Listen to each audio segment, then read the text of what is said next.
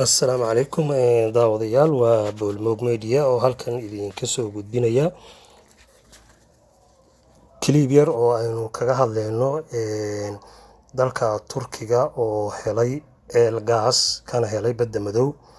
Haddaba maalinnimadii Jimcaha ayaa madaxweynaha dalkaasi Turkiga Rajab Tayyip Erdogan waxa uu shaaciyay in markabka la yiraahdo ama diriilka qoda ceelasha ku dhex yaal badda gunteeda ee loo yaqaano Fatih ee uu Turkigu leeyahay waxa uu daaha ka qaaday ceel lagu qiyaasay in ay ku jiraan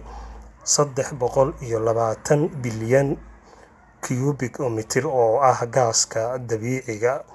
kaasoo laga helay badda madow ee dalkaasi Turkiga. Haddaba madaxweynaha dalkaas Turkiga mar uu ka hadlayay ayaa waxa uu hambaliyay shacabka Turkiga waxaana uu yiri tani ma ahan oo keliya daah ka qaadista dhaqaalaha badan ee amaba ilaha faraha badan ee dhaqaalaha ee uu dalka Turkigu leeyahay. Madaxweynaha dalka Pakistan ayaa u mahad celiyay oo khadka taleefanka ugu soo hambaliyay waxaana uu yiri aad baan ugu faraxsanahay. Waxa kale madaxweynaha Falastiin Mahmoud Abbas iyo madaxweynaha Azerbaijan ee sidoo kale taleefan ugu hambaliyeen madaxweynaha dalkaasi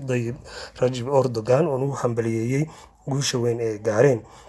waxa uu yiri mar uu hadlay Erdogan ku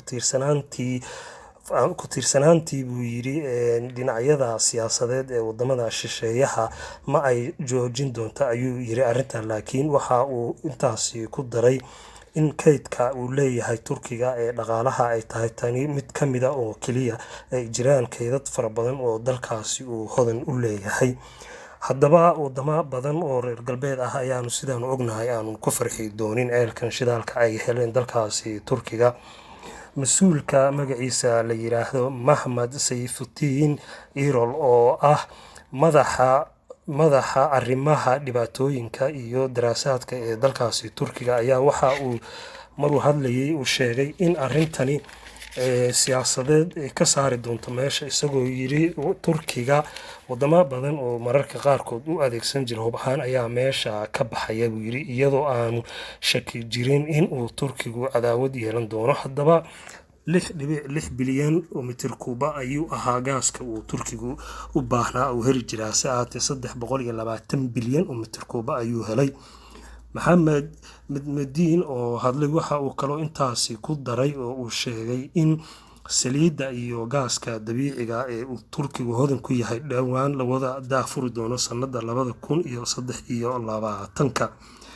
Haddaba arrintan ayaa waxa fuliyay amaba qabtay hawshan markabka loo yaqaano diriilka ah ee uu Turkigu leeyahay ee lagu magacaabo Fatih kaasoo uu Erdogan ku faanay oo uu yiri waxaanu kaalinta koowaad ka galeynaa qodida amaba baarista amaba daraasaadka lagu sameynayo ceelasha badda guntooda ah. Haddaba Turkiga ayaa ah dal muslina oo tiknoolajiyadiisa sare u sii kacayso. waa Boolmoog Media tan iyo kulanti dambe oo xiiso leh daawadayaal waanu idin salaamin.